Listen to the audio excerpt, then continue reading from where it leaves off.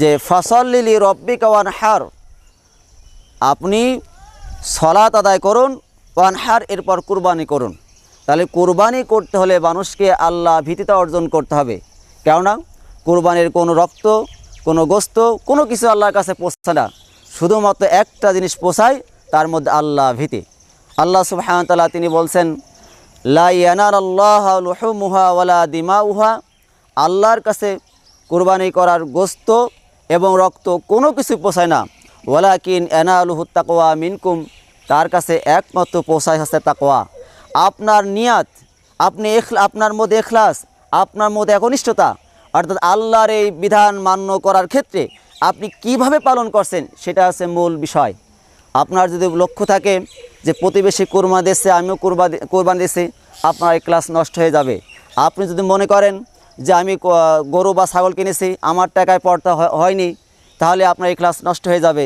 আপনি যদি মনে করেন যে শুধুমাত্র গোশ খাওয়ার জন্যই আমি কুরবানি করছি, তাহলে আপনার ইখলাস নষ্ট হয়ে যাবে। শুধুমাত্র এখানে আল্লাহ সন্তোষের জন্য আল্লাহর নামেই কুরবানি করতে হবে। যেমন ইব্রাহিম আলাইহিস সালামের সময়কার মানুষ, তারা কুরবানি করত। দুই শ্রেণীর মানুষ বিভক্ত ছিল।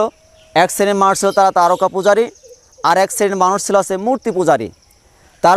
তারাও কুরবানি করেছে মূর্তির ওসিলায়, অর্থাৎ মূর্তিকে সন্তুষ্ট করার মাধ্যম দিয়ে আল্লাহ সন্তুষ্ট কামনা করেছে।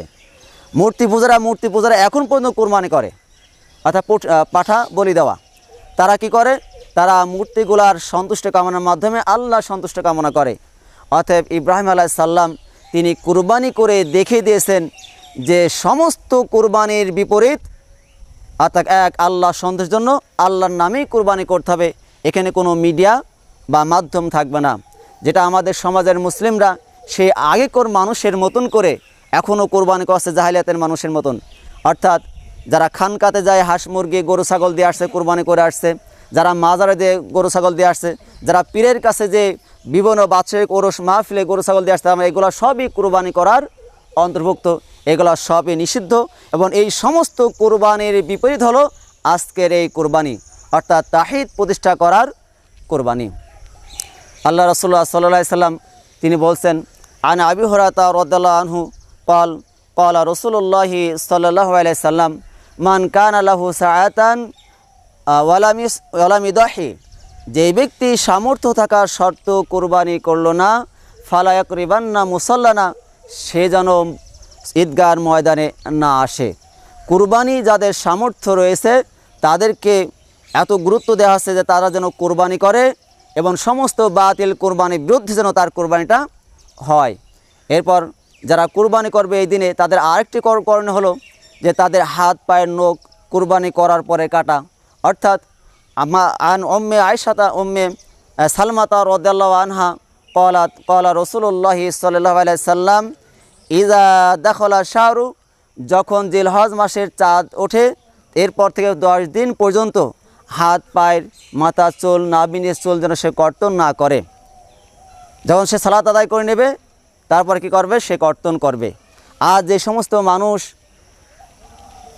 কুরবানি করার সামর্থ্য রাখে না বা কোনো কারণবশত করতে পারছে না, তাদেরকেও আল্লাহ সুবহানাহু ওয়া তাআলা, আল্লাহ রাসূলুল্লাহ সাল্লাল্লাহু আলাইহি সাল্লাম সুসংবাদ দিয়েছেন, তাদেরও জন্য কুরবানি হয়, কুরবানি পূর্ণাঙ্গ নেকি হয়। আমরা যারা কুরবানি করতে পারিনি, যারা এই নিয়তে রেখেছেন, তারা ঈদের সালাত আদায় করে এরপর আপনি এই 3 দিনের মধ্যে যে কোনো সময় আপনি তা পালন করতে পারেন, অতএব কুরবানি নেকি আল্লাহ আপনাকে দেবেন। এই জন্য আমাদেরকে এই কুরবানি থেকে শিক্ষা নিতে হবে যে আমরা যেন প্রত্যেকটা মানুষ কুরবান তাহিদে জ্ঞান অর্জন করি এবং নিজের সন্তানদেরকে তাহিদে জ্ঞান শিক্ষা দিই এবং সমস্ত বাতিল যে কুরবান রয়েছে তার বিরুদ্ধে যেন আমরা প্রসার করি এবং মানুষকে সচেতন করি।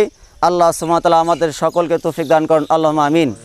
এই জন্য আমরা প্রতিষ্ঠান করেছি, আপনারা সবাই এই প্রতিষ্ঠানের দিকে লক্ষ্য করবেন এবং এই প্রতিষ্ঠানের দিকে ছাত্র এবং অর্থ দিয়ে সহযোগিতা করবেন, যাতে করে আল্লাহর তাহিদ প্রচার করাটা মাধ্যম তৈরি হয় এবং শিশু সন্তানরা যেন আল্লাহ রহির জ্ঞান অর্জন করতে পারে, শুধুমাত্র কোরআন এবং হাদিসের জ্ঞান, সেই দিকে যেন আপনারা সবাই খেয়াল রাখবেন এই প্রতিষ্ঠানের প্রতি।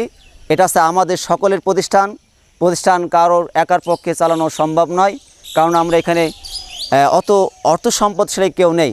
অতএব আপনি যদি 1 টাকা, 5 টাকা, 10 টাকা, 100 টাকা দান করেন, সেই টাকাটা জমা করলে অন্তত একটা শিক্ষকের বেতন বা প্রতিষ্ঠান উন্নয়নমূলক কাজ করা সম্ভব। আল্লাহ সুবহানাহু ওয়া তাআলা আমাদেরকে কুরবানি করার এবং কুরবানি যে শিক্ষা তা যেন জেনে বুঝে গ্রহণ করে সারা জীবন পালন করতে পারি।